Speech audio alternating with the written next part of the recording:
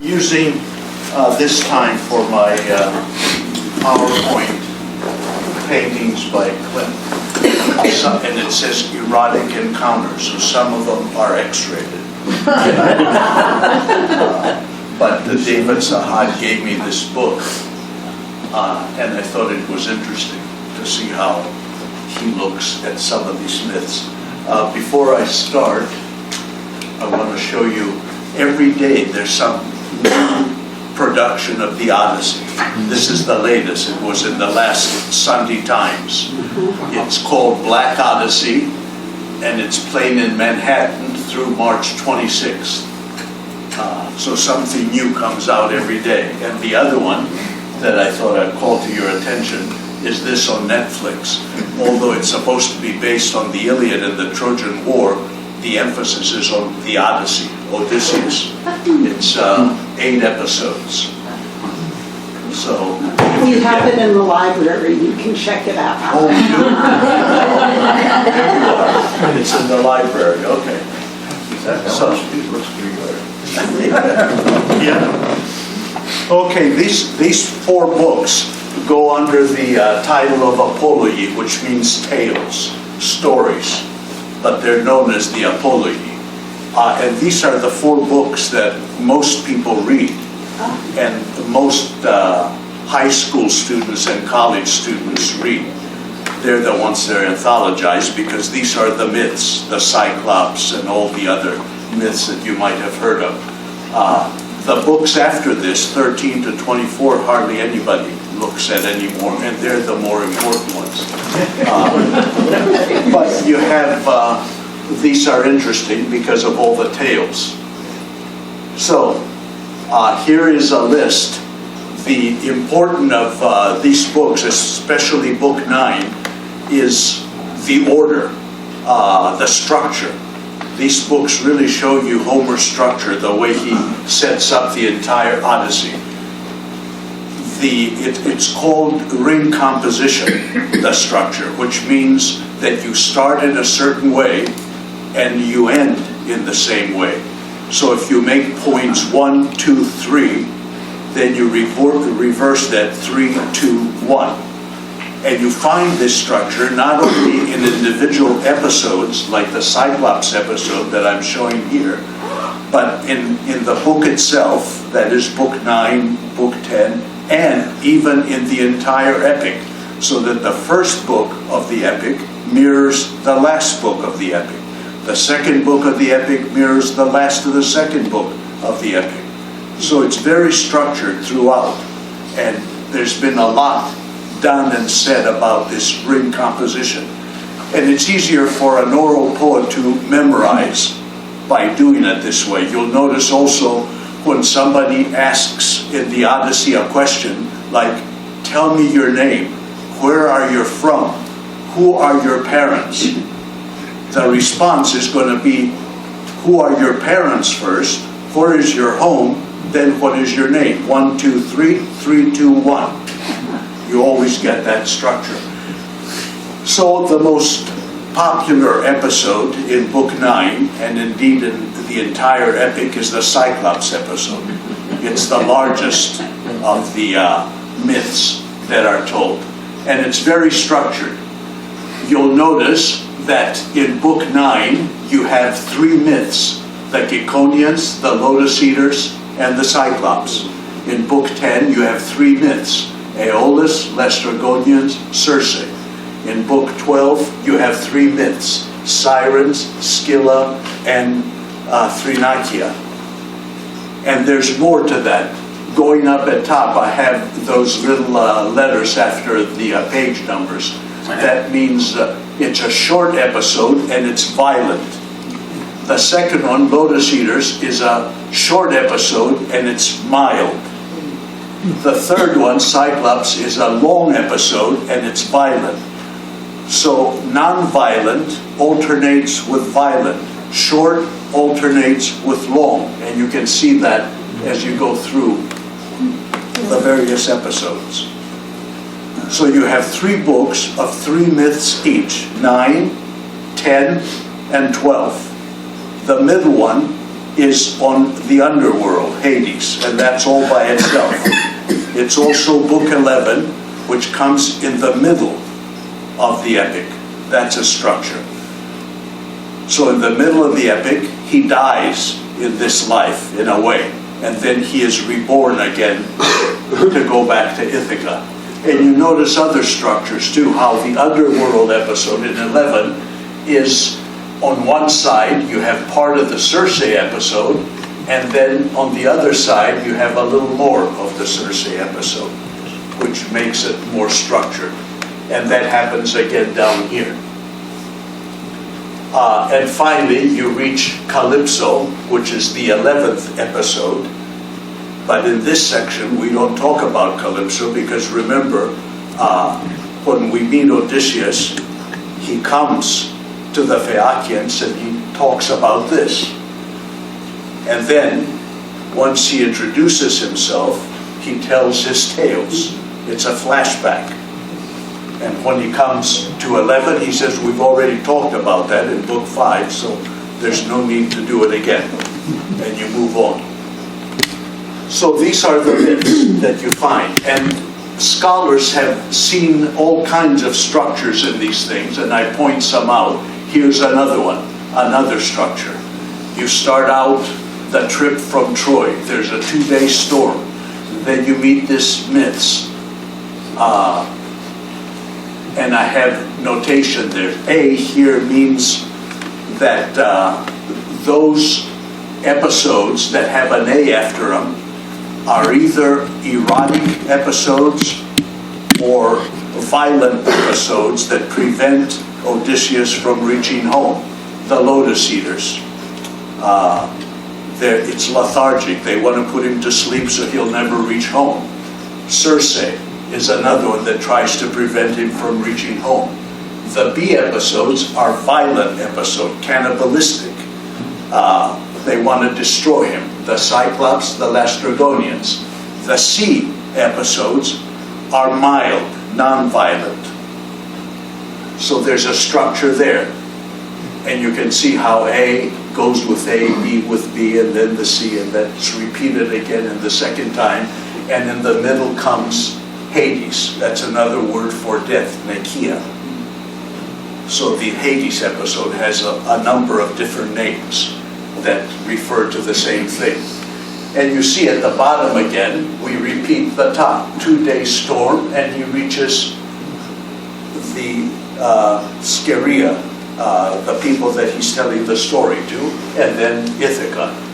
So Troy is compared to Ithaca. The 2-day storm, 2-day storm. The Kikonis with Syria. So again, there's this parallel structure that you find throughout the Odyssey. And there's one more that I have here. This is the way scholars study these things, and they find these parallels. Here you have 4 myths on one side of the underworld episode, and 4 on the other side. And the underworld episode is framed by Circe before and Circe after. Another way of looking at this parallelism. And you can find these parallels throughout, but they're more obvious in this particular episode, and that's why I spend a little time on it. Okay, so we go to Book 9.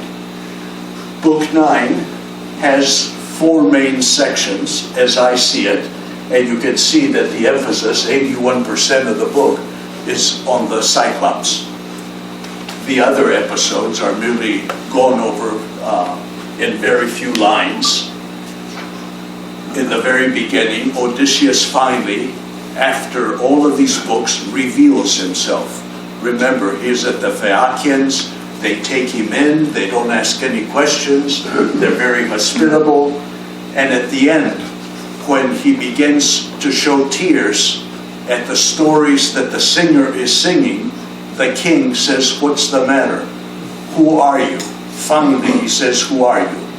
And the first lines of Book 9, he says, "I am Odysseus." So he identifies himself. Now that's to be compared to the Cyclops, whose first words, once he sees Odysseus, is, "Who are you?" that tells you he's a bad guy. You don't say who somebody is. You feed them first. You give them gifts. And then later you ask. Why? Because they could be bandits. They could be pirates. But according to the law of the time, you don't ask what a person is, how good or bad. It's your responsibility to be hospitable, as it is their responsibility to be good guests. This is the idea of hospitality, xenia, and that's why Zeus, the main god, is called Zeus Xenios, Zeus of hospitality. That was a very important rule. And the reason for the rule, as I mentioned before, is because Greece is surrounded by water on three sides, the Ionian, the Mediterranean, and the Aegean Sea.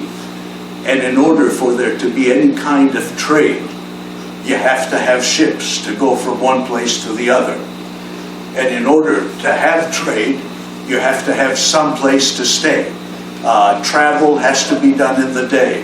You can't travel at night. You can't go very long distances.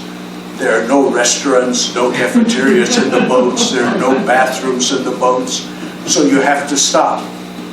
When you stop, you should be able to go up to any house, knock on the door, and they're supposed to welcome you. Now, if you emphasize that and you make it a law, people are not afraid to move, so you can have trade. That's why the trade, that's why hospitality was so important, and that's why the myth of Troy is so important. You cannot abduct somebody's wife when somebody comes to your house as a guest, because if it can be done at the top, then it can be done down here also. So that's why you have to have a 10-year-long war to make a point of that. So that's what we get at the beginning. 7% of the book, Odysseus reveals himself, and then we go to the first myth. And the Kikonis is a real story. That is, it's not mythic. There are people that live not very far off from Troy. So it's the first stop. Once Odysseus leaves Troy, it's the first stop he makes. And you begin to see in this myth the changeover from a warrior society to a non-warrior society. Because they come upon these people, they're still warriors, they're still raid the place. They abduct all the women and children, they put them in the ship, they're going to take them as slaves, but Homer forgets this in the following page. You don't hear a thing about them anymore. We don't know what happened to the women and children. But they kill the men, they take the women and children, and then Odysseus sees that there could be more trouble, because those Kikonians that remain go and report it to the city for help. And Odysseus says, we better get out of here. But his men are not listening anymore. Now that's a big change, because it's Odysseus in the Iliad that can control the warriors more than anybody else. All of a sudden, once Troy is over, that control begins to get lost. He loses control of his men, which means that force and military rule is not the way anymore in this new world. You have to use also mind, which I keep saying every time, because that's a major theme of the Odyssey, is the mind, metis, M-E-T-I-S, versus force, B-I-O-S. So that's played throughout, and you see it first, Kikonis. Now, once you leave that particular myth, you begin to descend into mythology more and more, and go deeper and deeper till you get into Hades, hell. So the next thing, the Lotus Eaters, which is only 4% of the book, is merely a place where if you eat of their particular flower, the lotus, you forget everything, and you don't want to move. Lethargy, which makes a point again, that in order to make it home, you have to suffer, you have to endure, you have to work at it. You can't just lay back and let things happen.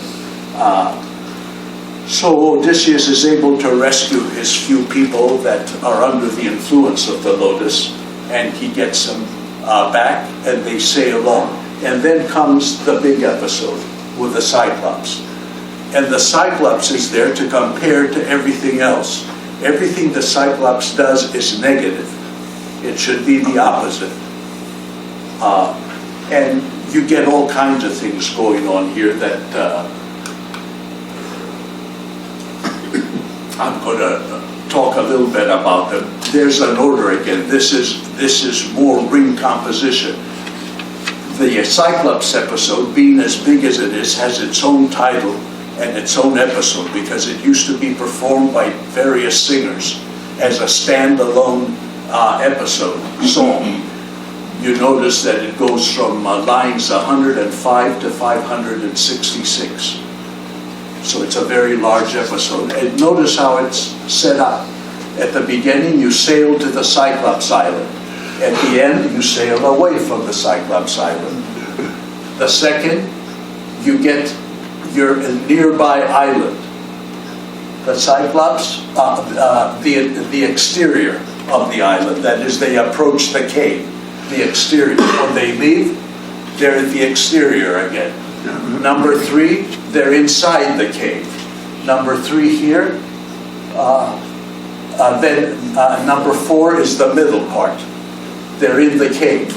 And then you repeat what you did in a reverse order. 3, 2, 1. So it's 1, 2, 3. Then comes the middle, the core. And then you go back the way you begin. This is called ring composition.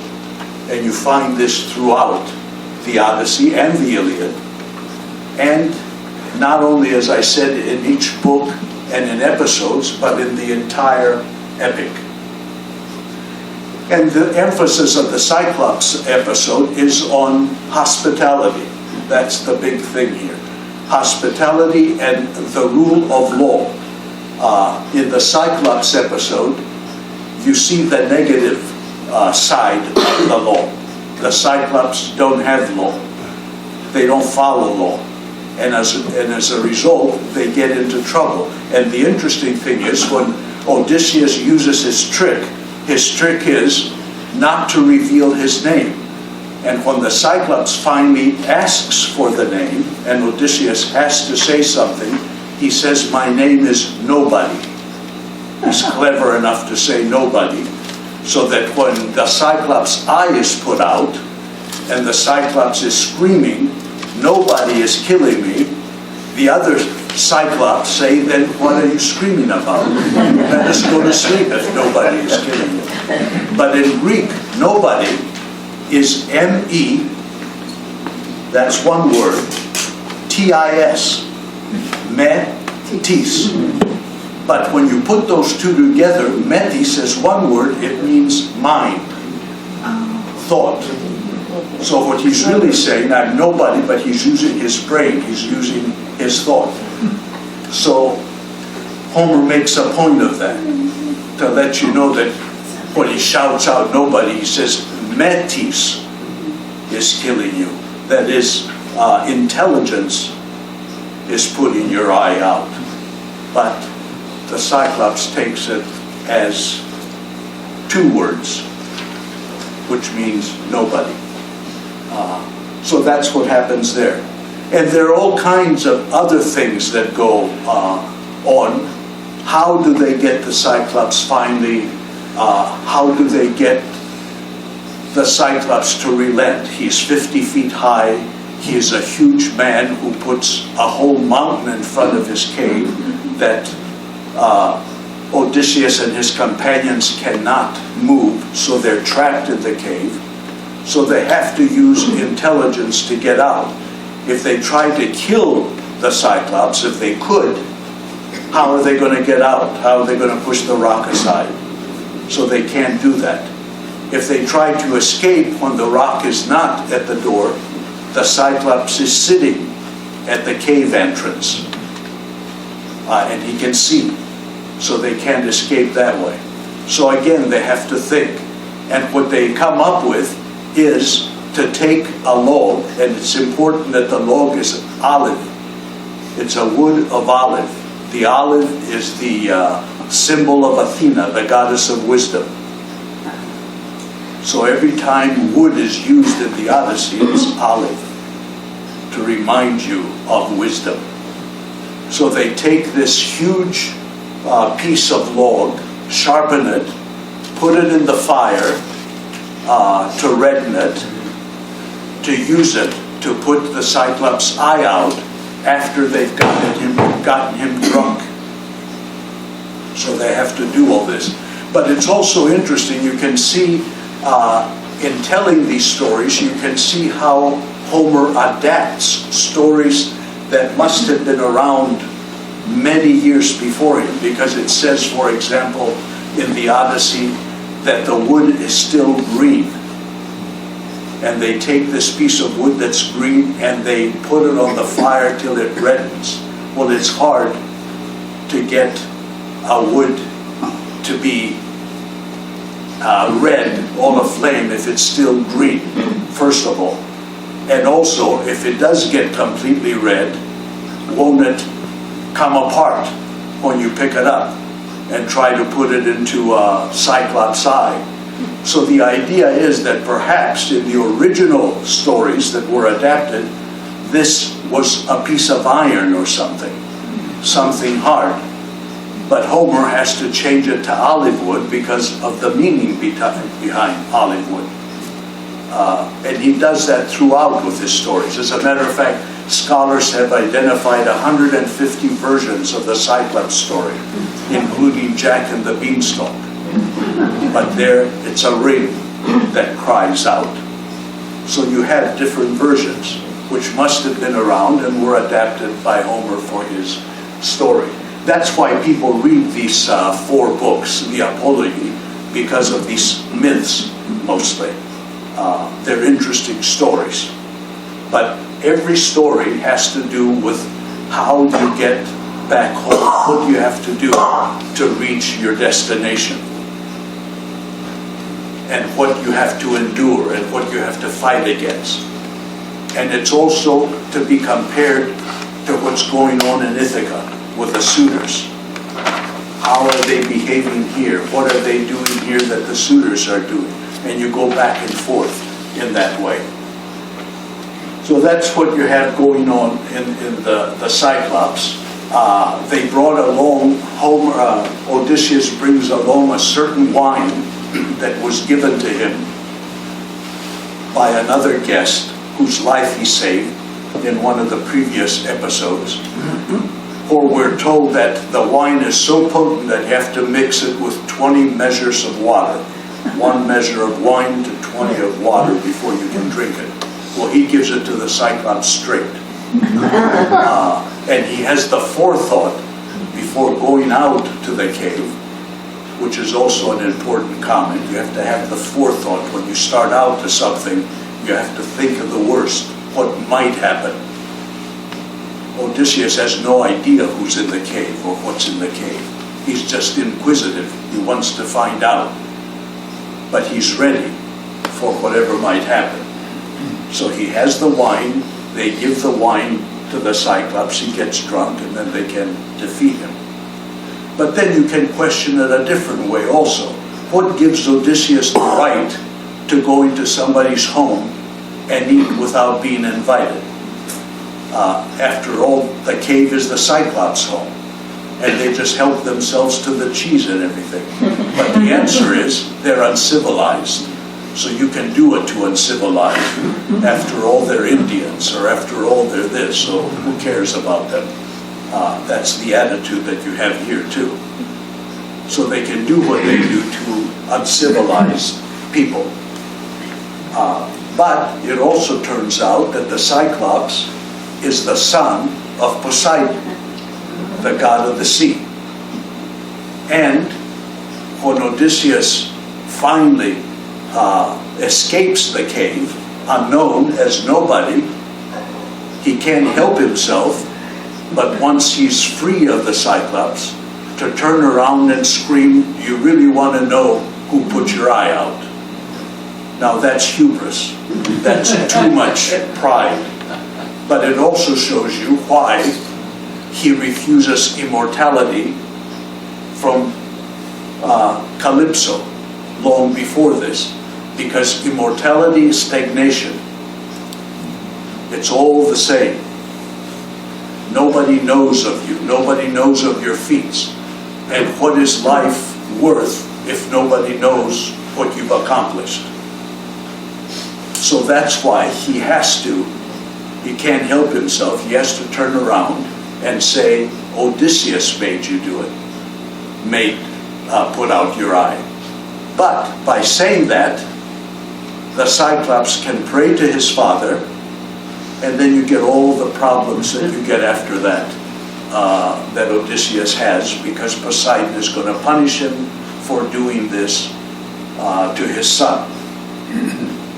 That's a cheap way, in a way, for Homer to get away from the original story, which says that Athena, the goddess of wisdom, caused the problems of the Greeks returning from Troy.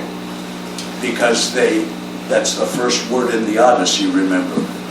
They went against the citadel of Troy, which is the temple of Athena, and she punishes them. But you can't have Athena, wisdom, which is necessary to get Odysseus home, being the bad guy. So Homer brings it around so that Athena is not the cause, but it's Poseidon because of Cyclops.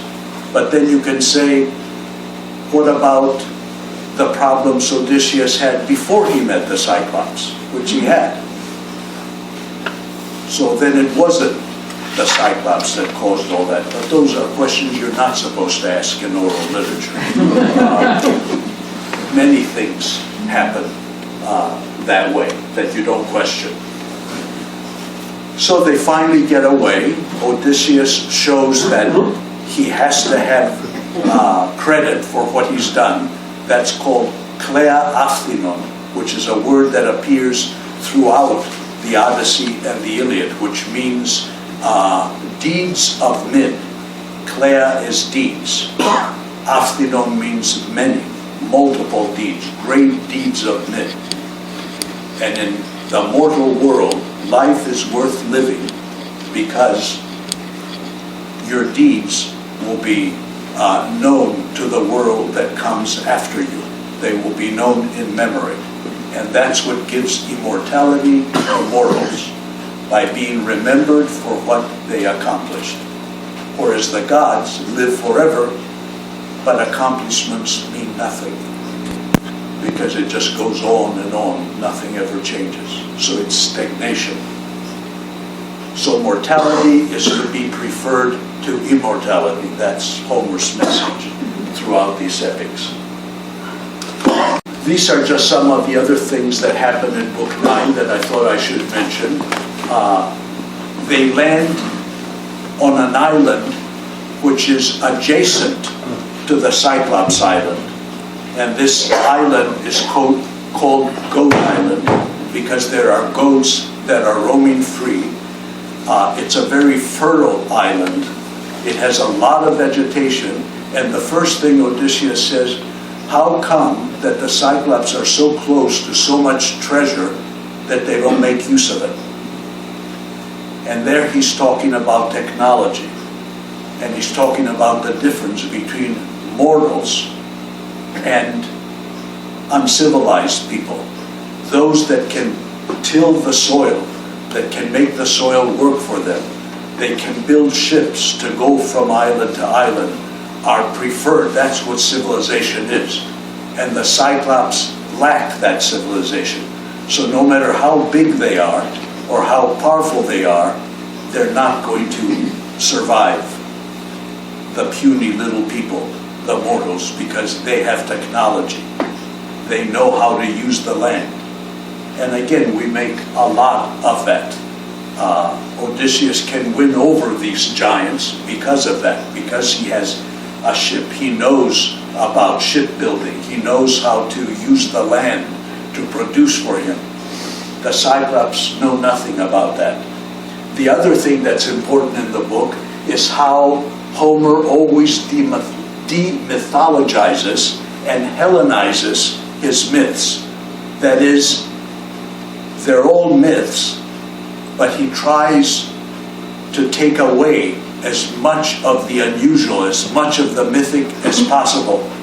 And you see that again throughout the Odyssey. One nice place that's illustrated is this giant.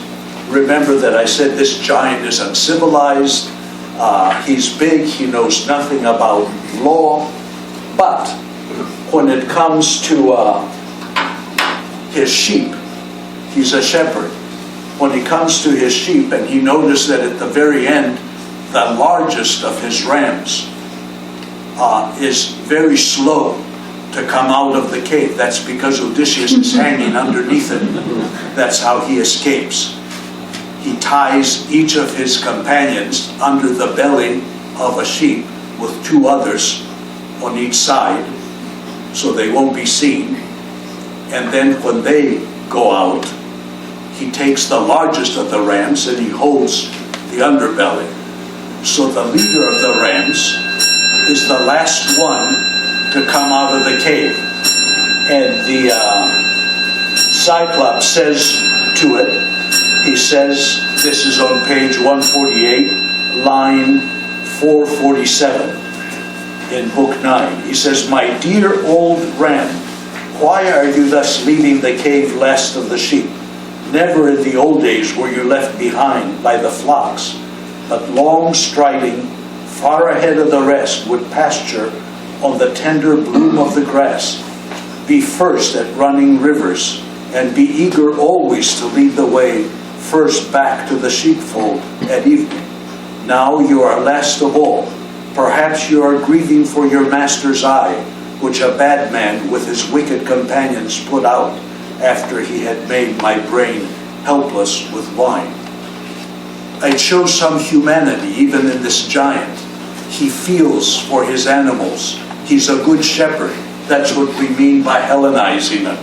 He makes him very Greek. He gives him a Greek name. He gives the other Cyclops families, etc. So the myth, even though it's 87% of book 9, there are only 3 instances of 1 or 2 lines each that talk about cannibalism. When he first sees Odysseus and his companions, the Cyclops picks up 2 men and eats them. The next morning when he wakes up, he picks up 2 more and eats them. And he does that 1 more time, so he eats 6 men. But all of that, of 87% of the book, take up about 15 lines. The rest of the lines are more humane. He is a shepherd. He is a good shepherd. He has a Greek name. He does, they don't have much civilization, but they have families. They think about their families. So that's what we mean by Hellenizing. And demythologizing is putting down or working down the myths, so that eventually, as you go deeper and deeper into mythology, when you reach Hades, the underworld, then you begin slowly to come up out of mythology into a real world again. And that's a parallel that you see, ring composition again. You go down as far as you can go. The bottom is Hades, which is way under the earth. And then you come up again. So when you reach the Phaeacians, where Odysseus is at the present telling his story, he's in a middle world between mythology and reality. And the next step is Ithaca. So that becomes important. Also what I said about via, force, versus metis. And as I said, when you separate that word as metis, it means nobody. And the last thing, kleos aphthinon, which means glory, great feats of, to perform great feats, to be remembered. And utis is just another word as metis, means again, nobody. You can be a nobody, by being immortal, because it doesn't do anything, doesn't count anything, or you can be a human and perform great deeds so you can be remembered, at least, for immortality. And that's what's emphasized. So that's book 9. Now when you come to 10, you have 3 more myths again. Aeolus, 14%, Lastrygonians, which are again giants, and Circe. You notice that the third myth in each book is the larger one. That's another parallel thing. So the larger part of the book is based on the third myth, which is Circe here. The Lastrygonians is interesting because they're also giants, but as you notice, you only get 9% of the book on them, but it's a very important book because of the 12 ships that Odysseus has that come into this harbor, 11 of them and the men in them are destroyed. And yet, at the beginning of the Odyssey, Homer only mentions one myth.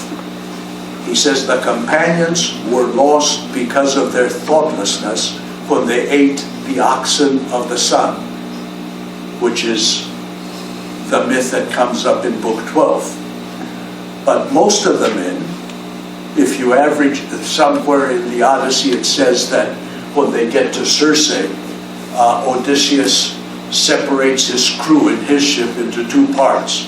He has 22 men go with a cousin of his, and 22 men with himself as leader remain on the ship. Well, that's 43 and 43, that's 46. So we can assume that a ship has at least 46 people in it.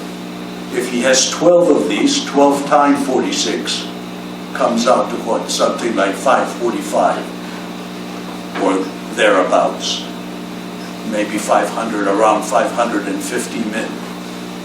So he's losing all of those men except 46 at that episode. And yet nothing is really made of it. It's not the thing that causes Zeus to really get angry. He gets angry when the 43 that remain eat the oxen of the sun. That's when he destroys everybody. Again, it shows you something. It's what you do against God that is punished. What you do against man doesn't really count that much. So the Lastrygonians is important because of that. The other thing important about that episode is that Odysseus again has the forethought when his 12 ships come to this harbor. Everybody is looking for the easiest way. We don't want to walk that far, so let's go all the way into the harbor, then we can get right off and we don't have to walk. Odysseus says, I'm going to be cautious. My ship is going to stay outside of the harbor and we'll walk to the town. So it's a bigger hike, but it might be safer, and it turns out that it is. That's why his ship is not destroyed, because it's not in the harbor and he can get away. Now, as a leader, why doesn't he tell the others not to do that? Well, you don't question that again. They're thoughtless, so that's why they do it. They don't think as they should. So that's what happens in that particular episode. And then Circe, the large one, which is important because it's similar to the Cyclops, where the Cyclops shows you the destruction of the law of man, which is called polis, P-O-L-I, politics comes from that word. Circe shows the destruction of the familial part of life, which is Oikos, O-I-K-O-S, the household. Another theme in Homer, polis versus Oikos, and that's a theme that you can follow throughout Greek literature from Homer all the way up to late 5th century BC in all the Greek tragedies and the Greek comedies. It's always a struggle between polis, which is controlled by man, the city, the working of the city law, versus the household, which is the responsibility of the woman. And here you see the destruction of both of these in these myths. Polis by the Cyclops and Ecos by Circe. And that's why I have it up here as an important part of book 10, Polis versus Ecos. They talk about this. Another term that is important is anangi, which actually means necessity. Necessity makes people do certain things, and you have to be thoughtful about how you approach necessity. And that's where Odysseus comes in again. Also at this point now, book 10, we're almost towards the middle of the book. Remember, the Odyssey is 24 books. The Hades episode comes right in the middle. So we're approaching the middle. And as we approach the middle, in this particular book, at one point, which is interesting, Odysseus says to his men, I'm reading now line 190 in book 10, which in this version, Lattimore's page 157. Odysseus says, Dear friends, for we do not know where the darkness is, nor the sunrise, nor where the sun who shines upon people rises, nor where he sets. Then let us hasten our minds and think whether there's any course left open to us. They're lost. This reminds of Dante's Inferno, which begins, midway on our life's journey, I found myself in dark woods, the right road lost. And then you get into the Inferno, which is the underworld, and Aeneas is led through the underworld. This is in Homer also, in the Odyssey. Halfway through the journey, they're lost. They don't know which is east or which is west. Where does the sun rise? Where does it set? And now they have to find their way. How do you find your way when you're lost? You have to go through Hades. You have to die to this world and be reborn as a new person. And this is what happens here. And here you get this parallel in this book between Circe and another character, Eidothea. Eidothea was the character in book 4 of the Odyssey, where Menelaus is lost, and he finds this nymph, which tells him that her father Proteus can show him the way if he can catch him and hold on to him, because he's a shapeshifter, and if he can hold on to changing times, he will find his way. So Circe is a parallel to that now. She's going to suggest the same thing. In order to find your way, you have to go to Tiresias. Tiresias is a prophet. Tiresias is dead. But he has this quality of whatever he has been granted by the underworld, by Persephone, the wife of Hades, that he can tell the future, even though he is in the underworld. So Odysseus has to travel to the underworld to ask Tiresias his way home, since he's lost. And he will tell him, and he will come back and continue his journey. However, as we discover, Tiresias doesn't tell him his way home. He tells him his future. But the future, he tells him, is the story that later writers have adapted to continue the story of the Odyssey. Because what Tiresias is going to tell him is that he will get home eventually if he doesn't eat the cattle of the sun. If his companions should eat of the cattle of the sun, they'll all die. But if he can save himself, he will live. And he will reach Ithaca. And he will put his house in order. And then he is to take an oar that they use for the ship.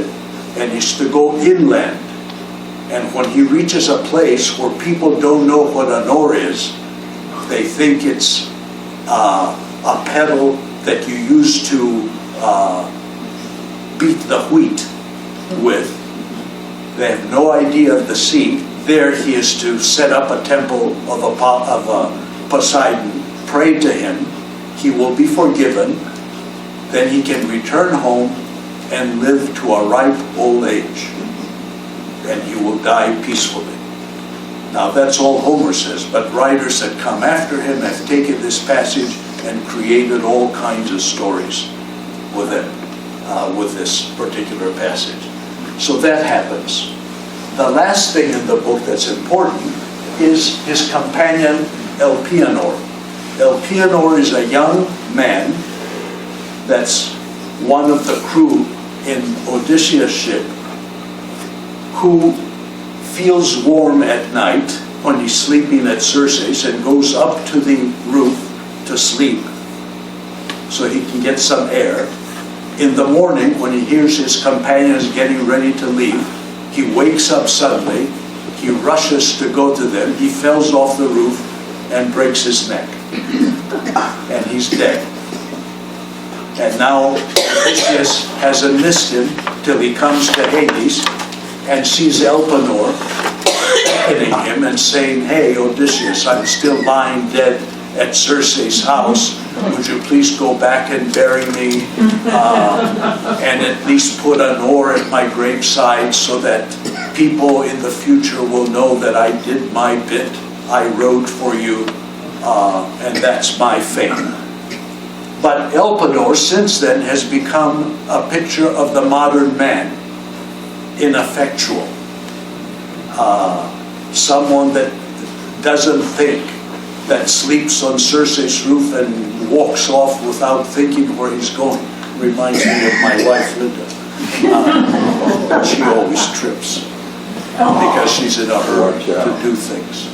But anyway, that's Elpenor. And there are many good writings. There's a great poem by a Nobel Prize winner, George Seferis, won the Nobel Prize in 1965 on this poem.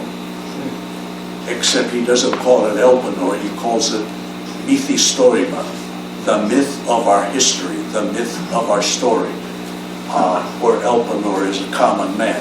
And in a way, he's also the character that becomes Leopold Bloom in James Joyce's Ulysses, the same kind of character. So that's important because Elpenor. And in Hades, unless you're cremated or buried, your soul cannot come to rest. It stays on the other side of the river Styx, S-T-Y-X. And once you're cremated or buried, then Charon, C-H-A-R-O-N, the old man in the rowboat, will come, take you across Styx, and then you're in hell proper. So those are important for that particular book because of their influences in later literature. Then you come to book 11, which is probably one of the most important books because it's actually an encyclopedia of mythology. There are tons of myths.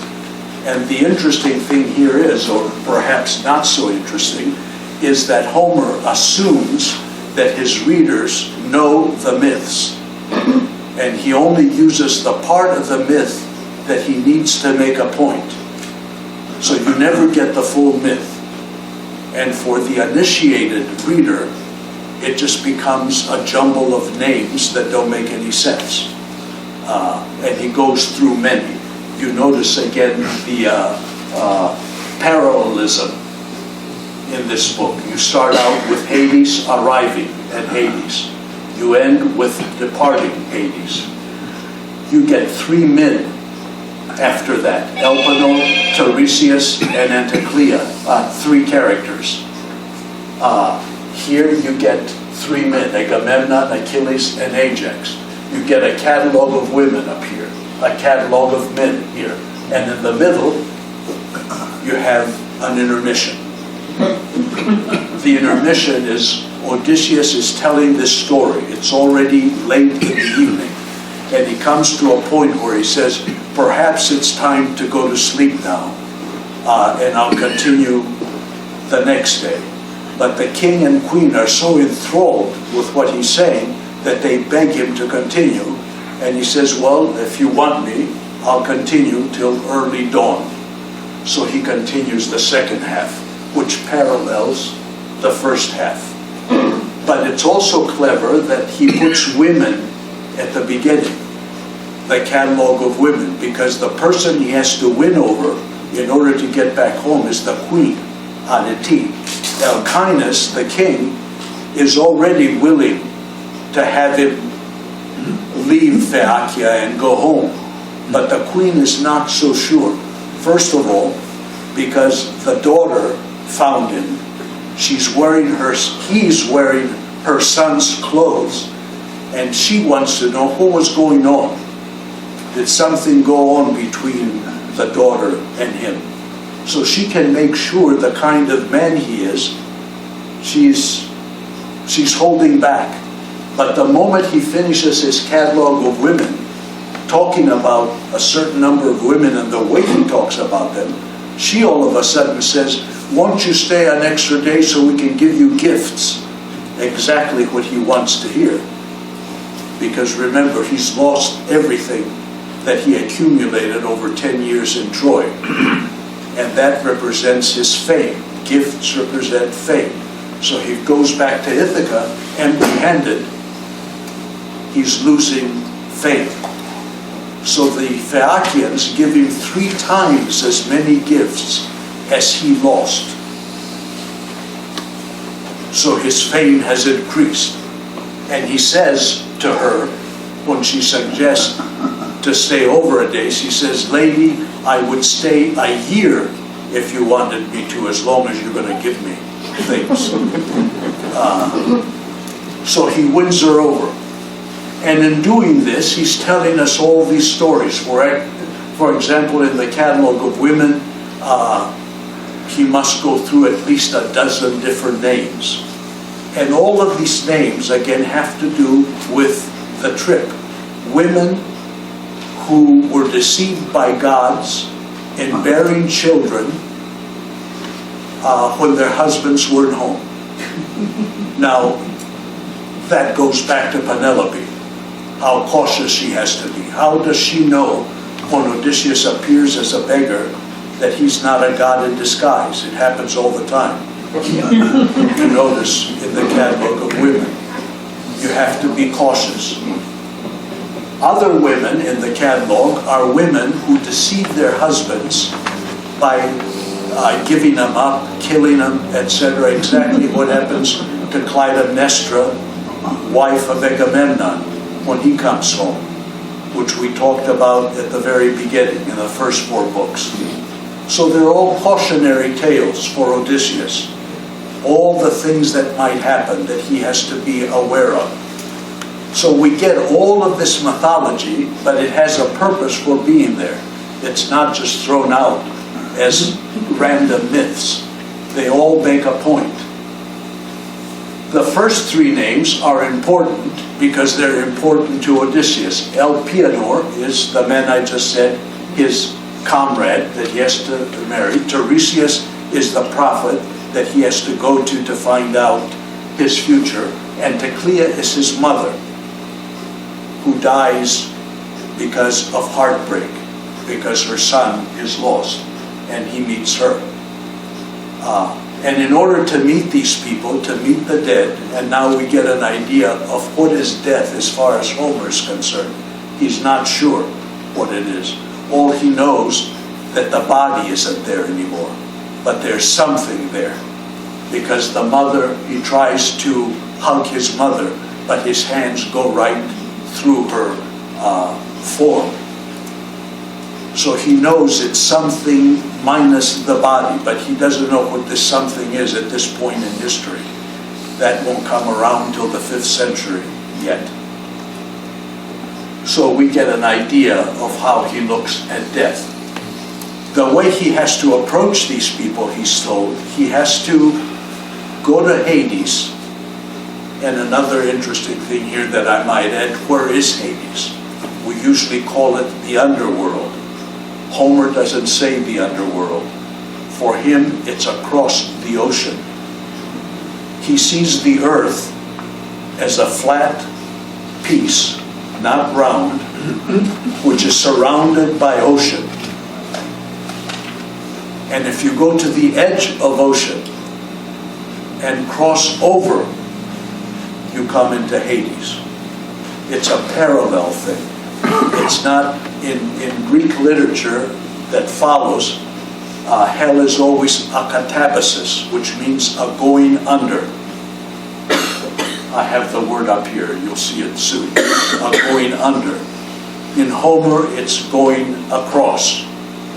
But as he goes across to Hades, he is to stop once he's across, dig a pit, kill 2 lambs, one black, one white, let the blood go into the pit, put some wheat, milk, and honey along with it, mix it up, and stand back till Tiresias approaches to drink of that blood so he can speak. Without drinking, you can't speak in the underworld.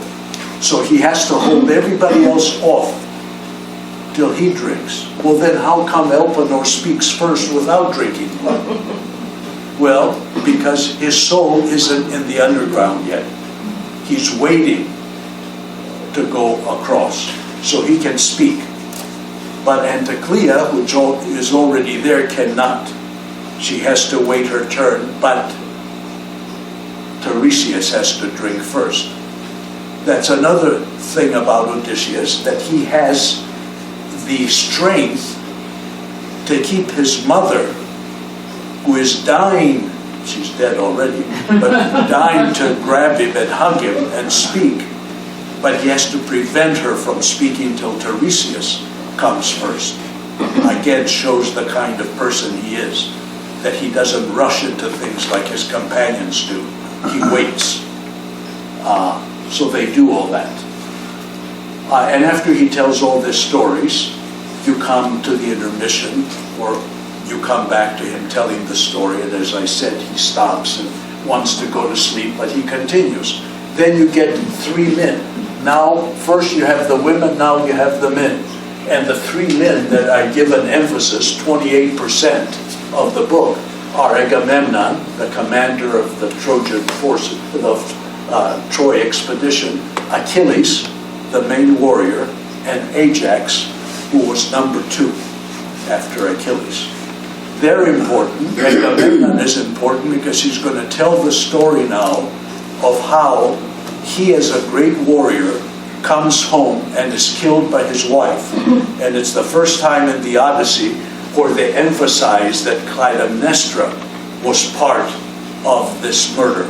Before this story is mentioned 17 times in the Odyssey. That's how 11 starts. In our book, it's a little different. It's translated a little different, and I guess if you're using a different translation, it's different there too. Now, when we had gone down again to the sea and our vessel, that's the first line in this Lattimore.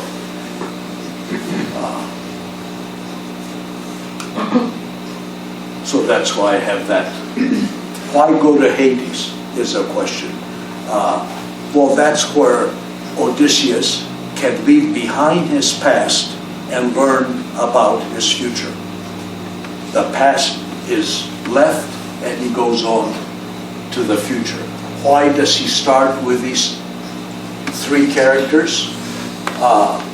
Because he wants to make a comment about Elpenor and what the regular person is as compared to the one that finally can make this trip.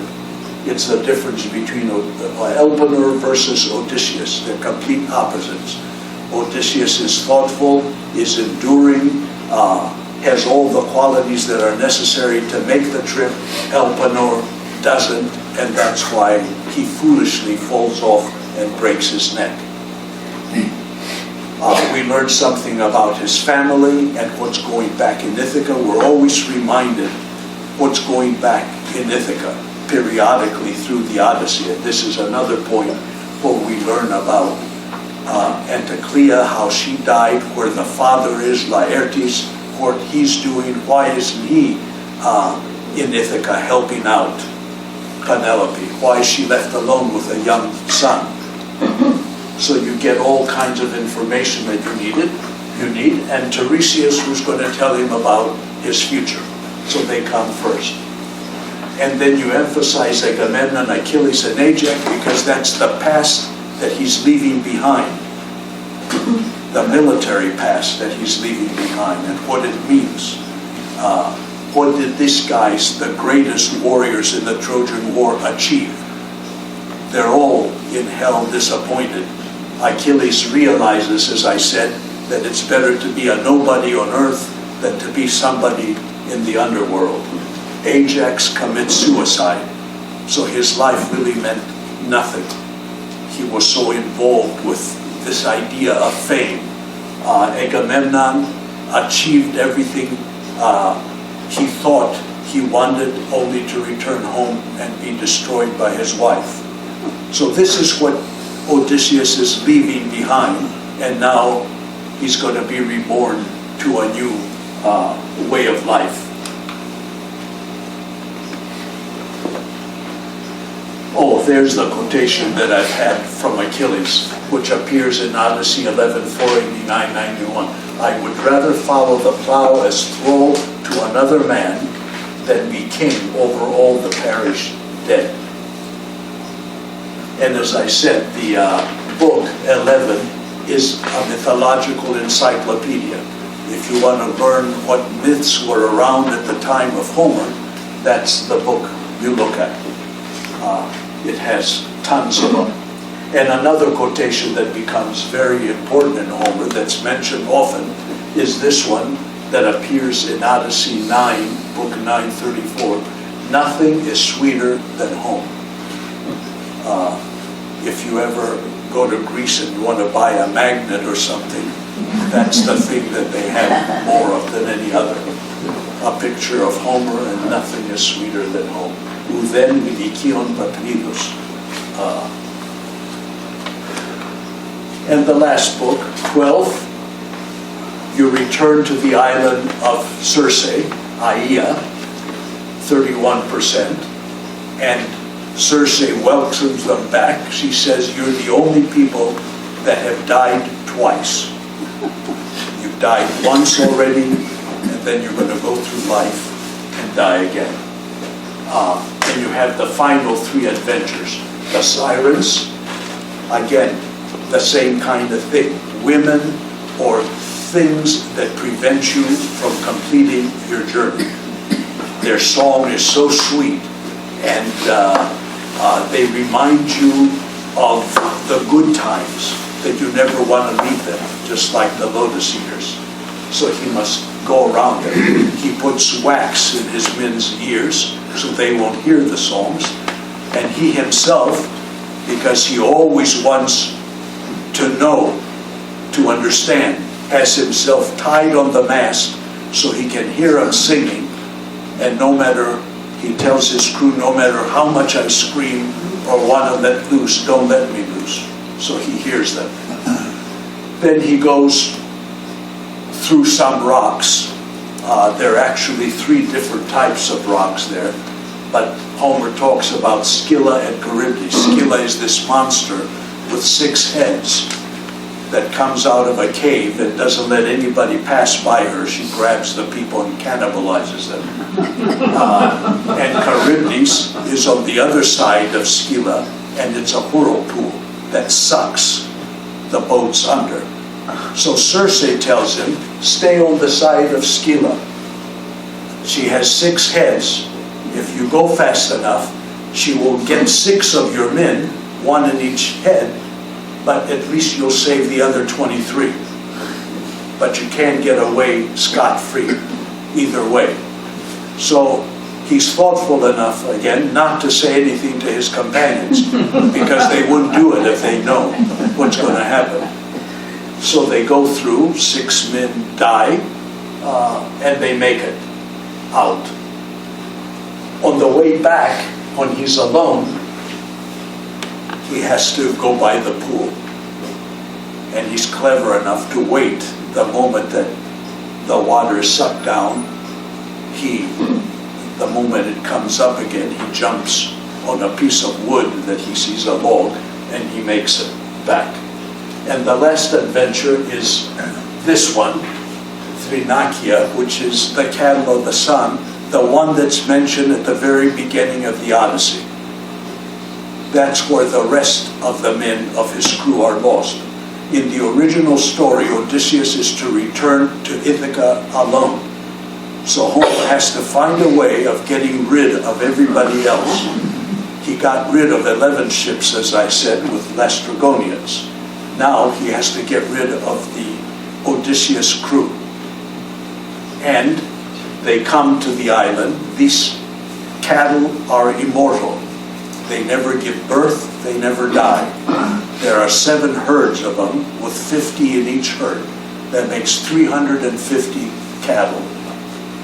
And the companions swear that they're not going to touch anything. They have to stop at this island because they're just exhausted. They can't go on, although Odysseus says, let's not stop there. But he is convinced that, look, we believe this, we're not going to touch the cows. However, the gods have other things in mind. They give them bad weather that lasts a whole month, and their food supplies are exhausted. And the men finally decide, Odysseus goes off to hunt, to see if he can find some food for them, and while he's gone, the men say it's better to die if the gods wish it, than to die by hunger, which is going to be much harder. So they kill the cows, and then you get this surrealistic scene. Homer's the first surrealist in literature. The dead cows moo. The skin crawls. There are all kinds of surrealistic things that happen. Remember, in Phaeacia you have robots that serve Elkinus. So there's a lot of surrealism as well as existentialism. That's why the Odyssey is so important. It introduces all these movements thousands of years before they're taken up by other writers and poets. So Odysseus is left all alone finally. He's the only one that falls asleep while his men are killing the cattle. He wakes up, he hears this mooing going on. He knows what has happened. There's nothing he can do about it. So he leaves the island once the weather clears with his men who are still alive. And the moment they get into their ship and start going out, Zeus sends lightning and thunderbolts and ruins the ship, and everybody is drowned, and Odysseus is saved on a plank that happens to be going towards the whirlpool, and he finally gets off of that, and he arrives in Ogygia, which is the island of Calypso. And at that point he says, I told you that story, so no use me going over it again. That's my adventures. He finishes there. And now, once he's there, there are some things again that happen here. The one important thing, when he comes back to Aia, we're told for the first time, remember I said he's lost. He doesn't know where he is. Which way is south, which way is north, west, east. Now we're told he goes to Aia in the east, which means he's coming from the west in order to go to the east. The west is where the sun sets. The east is where the sun rises. So he goes from darkness to light. He's going from hell to life. And that's the purpose of letting us know that Aia is in the east, that he's traveling from west to east. He's coming back again. He comes back, and the first thing he does is to bury Elpenor, to go back and put him in his grave, etc. And the rest is, I already talked about these other adventures that he has. but I put here some words that are important again. In the Cattle of the Sun, again, the emphasis is on intelligent and metis. Another word here, tlemosini, which comes up 17 times or so in the Odyssey, which means endurance. That's an important term. You have to endure. And you notice that from the very beginning. Hold on to Proteus, no matter what shape he takes, a lion, fire, water, hold on. If you can endure, you'll make it. And it's always endurance. And the other word, atastali, which means lack of power, powerlessness, thoughtlessness. And that's the companions. They don't think when they act, like Elpenor, who instead of standing up after he's sleeping to look around where he is, to locate the ladder that got him to the roof, he doesn't. He just blindly walks off. And those that do that without thinking thoughtlessness is very important. Remember, in Book 1 of the Odyssey, Telemachus is always referred to as the thoughtless, as the thoughtful one. He is thoughtful. And that's emphasized. So we finally end with Odysseus as the lone survivor. We've got to the point now, we're back on track with the Odyssey. He's going to return alone. And the rest of the books, 12 of them that follow from 13 to 24, is reaching Ithaca and trying to see how he can get his house in order and reunite with his wife, his son, his father, and everybody else. That's it.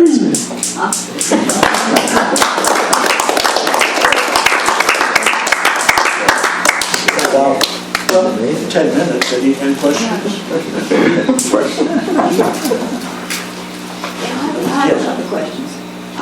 When they talk about Odysseus' ship, they refer to it as the ship with the dark prow. Yeah. Does that have any particular meaning? No, the ships in Homer are always dark, Okay. black.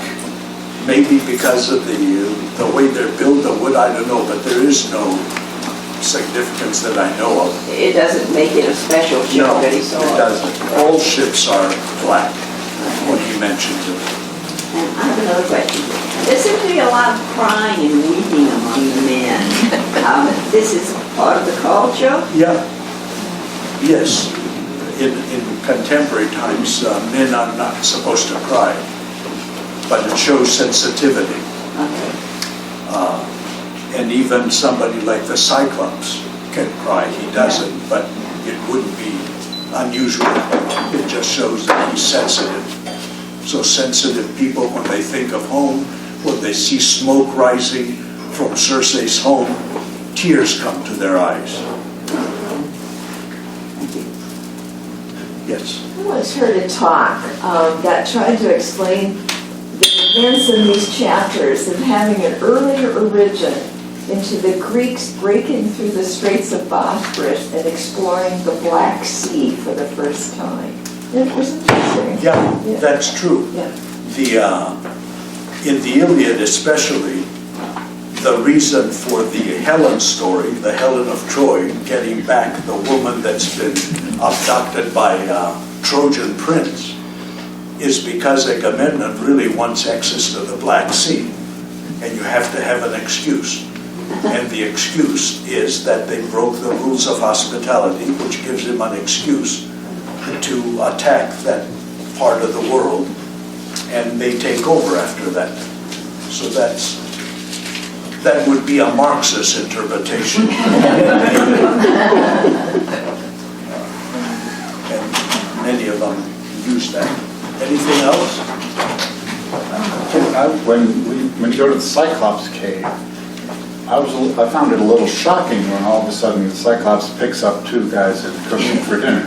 And it hasn't been anything like that before, but nothing was really made of it. They just pass over quickly. So was that a common taboo that everybody knew about, or was it? Well, it's to show that he's a giant, he's a cannibal. You have to deal with cannibals. How can you deal with that kind of power and that kind of uncivilized force? But it's played down, as I said. Only 16 lines out of the 584 or so that are used for that episode have anything to do with cannibalism or violence. Otherwise, he's just a regular guy that milks his sheep and makes cheese and He does cook them, so that's, yeah. There's 350 cattle of the sun. Does that have anything to do with the number of days in the year? Probably, yes, it does. That's been mentioned. The year, the cycle of the year, because it's the sun's two daughters that take care of that, and they never die, the cattle, and it's cyclical. It's also interesting that the sun in mythology usually is Apollo, but not in the Odyssey. It's Helios. Apollo has not taken over as god of the sun. That happens in later mythology. In Homeric mythology, Helios, which means sun, is a separate god from Apollo. Homer never says the cattle of Apollo. It's always Helios. So you see those things too. Things evolve. Myths change as you go on. The gods get certain different kinds of jobs that they have as you go along that are not still available early on. Names change. For example, Agamemnon was supposed to have 3 daughters, one of which is sacrificed in later mythology. Either Homer doesn't know that myth yet, it hasn't been invented, or he doesn't mention it, because he does mention that Agamemnon has 3 daughters, but he does not mention that he sacrifices one. And their names are different. In Homer, it's Iphianassa. That could be Iphigenia, maybe, but he doesn't say that. So a lot of things different, and it's interesting to follow to see how these things develop, at what point they develop. Yes? On page 190, Homer Odysseus says, "By my courage and counsel and my intelligence, we escaped." Now, there's no modesty there. Is this something that he's earned the right to be immodest? Is this Odysseus talking? Yes, Odysseus. Yeah. And so I was just inquiring about the role of modesty and who gets to do it and who doesn't. And Yeah, there is a certain amount. You can go to a point where you're committing hubris, as long as you're not better than the gods. Other than that, it's okay. Okay. But you cannot you cannot say you're better than the gods. There's a passage where they're saying what a great bowman he is. And he says, I'm as good as Philoctetes, who was the man that inherited Heracles' bow. I'm as good as so-and-so, but he cannot say, I'm as good as the generation before him, because the generation before him, who was a great bowman, said that, and Apollo struck him dead. So that's one thing. The other thing is that the generations before the present cannot be equal. The past is always greater than the present, as far as Homer is concerned. They never really go against those characters in the generation before. So he can say what he says about the present. I'm the best now, but I'm not as good as so-and-so was in the past.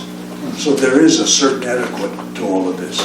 And the main thing is you cannot say anything about the gods, that you're better than the gods, because they will strike.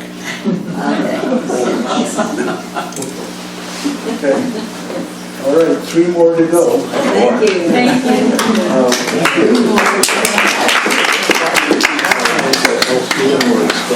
you.